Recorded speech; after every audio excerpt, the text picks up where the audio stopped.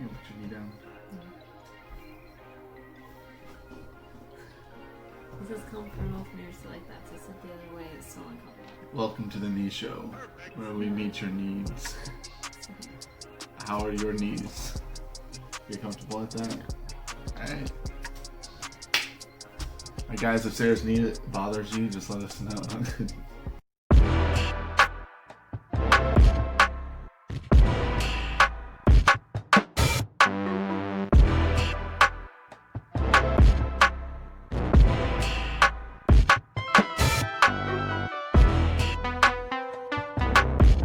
Hey guys, so Sarah is finally with me this week, and so the kids are in bed sleeping right now, so knock on wood, hopefully they don't wake up. It's pretty crazy. But we're going to do things a little bit differently. Obviously you guys know that we miss you, and so we're actually going to dive right into today's message. It's not so much a sermon as it is just talking about what Jesus has to talk about, because this is a really hard thing just to preach on necessarily. I think there's a lot of confusion in general, so we're just going to talk, just like we're having a chat. And you okay there? Yep. All right, we're going to continue on. So she, listen, a mom with 2 kids, she's probably going to be yawning quite a bit through here. So I'm going to let her be. Normally I tease her, but you can yawn all you want. All right. Also, in the comment section, if you can write down how many times Sarah yawns during this entire video, and let's see how accurate of a count we can get. Also, as we continue on, just to say that today we're actually going to be talking about fasting. And so write any comment sections down. How many comment sections down? Write anything down in the comment section, whether or not you have fasted before, whether or not you even knew that Christians were to fast, or any questions that you have on fasting. And so we are going to talk about fasting today. But let's get into Matthew chapter 6, verse 16 through 18 in the Sermon on the Mount. And this is what Jesus says. And when you fast, do not look gloomy like the hypocrites, for they disfigure their faces, that their fasting may be seen by others. Truly I say to you, they have received their reward. But when you fast, anoint your head and wash your face, that your fasting may not be seen by others, but by your Father who is in secret. And your Father who sees in secret will reward you. Okay, so Jesus isn't really, there's another one. Jesus isn't really concerned about, at least in this moment, about teaching what fasting is all about. His audience knows and understands what fasting is. In reality, they were fasting for the wrong reasons, and so Jesus is letting us know, and I'll explain fasting in a moment, but that when we fast, when we do a spiritual exercise or a spiritual discipline, whether that's prayer or reading our Bible or going to church, we're not supposed to do it so that other people see us and it's an outward expression, but we're supposed to do it to draw closer to God. So, do you want to say anything about fasting is? Just anything that you know off the top of your head? Fasting is when you don't eat food for whatever amount of time, and you use that time to spend more time with God, more focused time with Him. It's not just not eating for the day. Yeah, in our culture it seems really weird to do, because some people literally spend like 1 minute, if that, in preparation for food. And so for some people, like just eating TV dinners, like you can eat like that. But way back in the day, it was a lot of time to prepare for food. That was like a huge part of the day. And so to spend more time with God, you said, I'm not going to eat this meal at this time today, and you can choose whatever you want. There wasn't like it had to be at this time, like how Muslims, for them, it's like there's the Ramadan and they can't eat when the sun is out. It's not like that at all for Christians. You can choose however you want to fast, whether you fast in the morning, in the evening, or lunch, or dinner, or breakfast, or you want to fast for just a few days. Whatever it is, it's between you and the Lord, and so it's not supposed to be like the strict legalistic way, but the time that you spend preparing the food and the time that you would normally spend eating, that time you're supposed to spend with God. And so Jesus is saying, if you're doing all this to spend time with God, don't do it so other people can see you. And so, do you want to share your fasting experience? Yeah, so when I was in Bible college, we went on a missions trip. And so in the months leading up to the missions trip, we would fast lunch every Friday. Yeah. Lunch. Yep, yeah, lunchtime. And so I did the same thing when I was at Agora. When we would prepare for our missions trip for a few months in advance, we would get together as a class, and we would be studying and preparing for our big trip, which is a big trip. And learning about the culture. And then around lunchtime, normally in the other days when we would have lunch together, what we would do is we would pray together during that time. So we wouldn't just sit and be like, oh, I'm hungry, and talk about food. But during that lunchtime, we would just pray together for a while. And then when that was done, then later on we would have dinner together in the evening. And so that was a really important part. Another time when I would fast was when I was growing up in middle school, and we were looking for a new pastor at our church. And the leaders in our church told us that we need to fast and pray that God would send the right pastor to our church. And so that's exactly what we did. I was in like 7th grade, and I was just like, okay, there's that simple faith. The leaders in our church are saying to fast, and I'm going to fast. And so I fasted lunch on a Wednesday every week for about a year. And students would ask me, like, hey, like, what are you doing? Like, I didn't, like, wear it on my sleeve, like, hey, everyone, I'm so hungry because I'm so holy.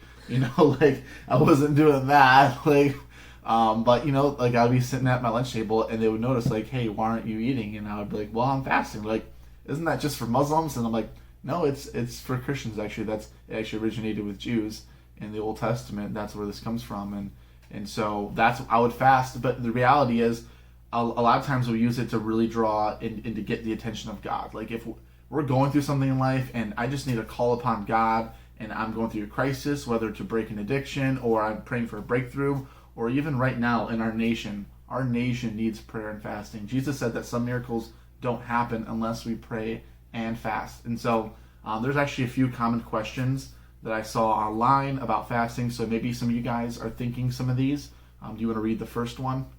What is the purpose of fasting? I think Sarah kind of already said it. You want to reiterate that again? It's to draw closer to God, spend more time with Him. Yeah. So we can get caught up about the whole food aspect.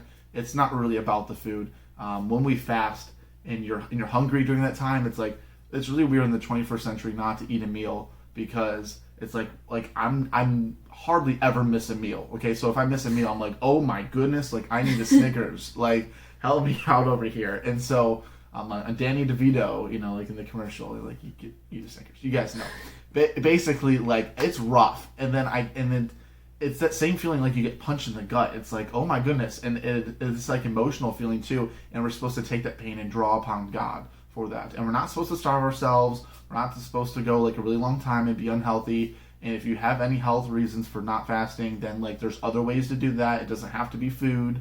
And so definitely it's not supposed to be legalistic. It's just supposed to be calling out on God. Another really common question is, how long should I fast for?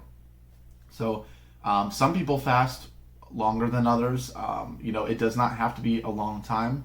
Maybe, like some people in the Bible, like you can fast for 40 days. It doesn't mean you're not eating for 40 days. You would die, medically. But let's say you're going to fast for 40 days, and that would still be extreme, and you're going to not eat lunch. Lunch is a hard one. A lot of people just don't eat breakfast. Here's an example. If you already don't eat breakfast and you fast breakfast, you're not fasting. Okay? And if you fast, let's say you fast lunch once a week on a Monday, and you use that time to play video games, you're not fasting, you're dieting. Okay, so it's all about the relationship with God. It's all about the heart. So this whole fasting thing can get all caught up in the food and is this legalistic? No, it's just a way to draw closer to God. And if you haven't tried it, it may sound weird, but it actually is a real way to draw closer to God. And if you're praying for a breakthrough, if you're praying for something in your life, you'll see like God answers. Like, He answers prayer, especially when we fast. And so you want to answer the next question? Is fasting required for Christians? You want to answer that? It's no. Yeah, she was a little nervous. Yeah, no, it's not. Okay, that's what I love about Jesus and like just Christianity in general, is not everything is like a required thing. Like, people always ask, and I was in high school, like, hey, if I do this, do I go to hell? I'm like, that's not like the point of like why we do stuff. Like, the Bible encourages us to use wisdom. It doesn't mean like if I'm speeding on the highway, should I do that? No. Okay, am I disobeying the laws? Yes. Does that mean I'm going to go to hell? Okay, not because of that. That's not how that. But doesn't mean I should just do. Well, you're not, so now you can just do whatever you want. Like, no, like that's not how that works. And so with fasting, is it required? No. There are other stuff that's required. Like, here's an example. Baptism is required, but you don't need it to be saved. Really weird. Like, it's not an option. Okay, we're supposed to be baptized, but it doesn't mean you're not going to get to heaven if you never had the chance to get baptized. And so, because it's not supposed to be legalistic, and it's very clear in the Bible. The moment you accept Jesus in your heart, you're saved. That's salvation right there. It's an actual heart change. And so fasting is not required. But if you haven't tried it, I would definitely encourage you guys. And for me, when I got to this portion in the Sermon on the Mount, and I was like, fasting, and like, it's been some time since I fasted. Like, I say I want to fast, and then the day comes around where I'm like, I'm going to fast on this day. I'm like, lunch sounds good. Like, I don't know. Like, that's a little difficult. And, so I've been a little bit challenged even just in studying this, that is something I need to try again, especially during this time in our nation for COVID-19 and the tensions going on with racial injustice. I think this would be a great time to start fasting. And even as Sarah and I are preparing for a mission trip, I think that's something that would be helpful. But man, I need a Snickers bar when these kids are running around, and it's great. I need to find a good time. That's what you need to do. Find a good time. Don't just impulse fast. Pray about it. Talk to someone about it, and like plan it out. Okay? I guess that's another good question right here. Should I tell others that I'm fasting? Okay, so Jesus is like, hey, don't wear it on your sleeve and tell everyone, hey, look at me, I'm so holy and righteous, I'm fasting. That's what the Pharisees were doing. They made it really obvious when they were fasting. You don't need to make it obvious and post about it like, hey, missed another meal today, and like you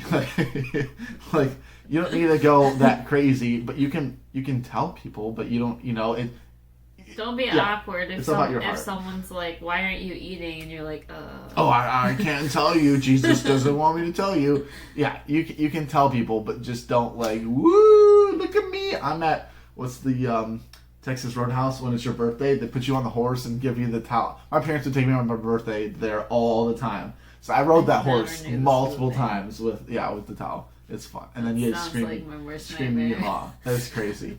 All right, continuing on in fasting. Okay, and you want to read this one here? What happens during the time we normally eat? We spend time with God. There you go. Hopefully, this answers a lot of questions. And then, so this is really cool. So Jesus talks about this in the New Testament, and now we're going to look at a verse in the Old Testament, about 400 years before Jesus. Okay, and if you're thinking like, man, maybe the Old Testament, anything on fasting might be a little bit legalistic. No, like this is a crazy. By the way, keep counting. Okay, guys? All right, let's go over here. Isaiah 58, 6-7. This is crazy. 400 years before Jesus. This is what Isaiah says about fasting. Actually, God's speaking through him, but he says, is this not the fast that I choose? So, by the way, context, the nation was actually fasting, but they weren't fasting with their hearts. They were fasting on the outside, and that's what Jesus talks about too. But so, is this not the fast that I choose? To loose the bonds of wickedness, to undo the straps of the yoke, to let the oppressed go free, and to break every yoke? Is it not to share your bread with the hungry, and bring the homeless poor into your house, when you see the naked to cover him, and not to hide yourself from your own flesh? And it continues on, and it's just really great, and I encourage you guys to read that, found in Isaiah 58, starting with verse 6, and continues on. But when you think about it, what God's saying is, this not the fast that I have chosen? He's talking about injustice that's going on in the country and in the nation, and people that are going hungry. And when you're fasting and there's people that are hungry, like, give them that food. When there's people that are naked and not clothed, Jesus says that too in the New Testament, to clothe them. Jesus says the same thing later on when he says, like, you did all this and you did all that, but I never knew you, because I was hungry and you never fed me, and I was naked and you never clothed me, and I was in prison and you never visited me. And Isaiah is saying this here, is this not the fasting that I've chosen? To share your bread with the hungry. Or, and he says, to let the oppressed go free and break every yoke. So when you think about what's going on in this life and what God cares about, is he caring about the legalistic thing of fasting and what time and what day and what types of food and whether you're by the way, drink water. Never stop drinking water. Please. Please. Hopefully you watch this farce. Don't stop drinking water. Always be drinking water. Continuing on here, okay, like about the legalistic thing of all that, and God gets at it and says, no, it's about the heart. If you're doing this, don't do it so other people see you. Do it so that you're drawing closer to God. And Jesus fasted, John the Baptist fasted. We see this all the time here. And then the early church and, through church history, fasting has been a normal part of the Christian life.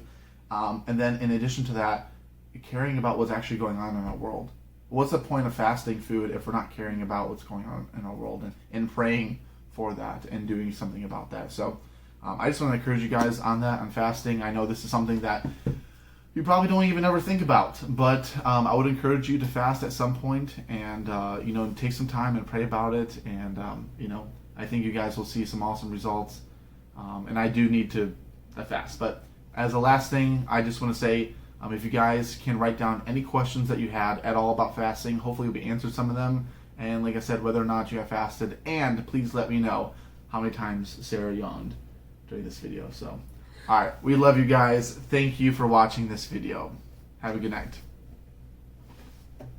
One shot. Look at that. Call me One Shot Bill for nothing.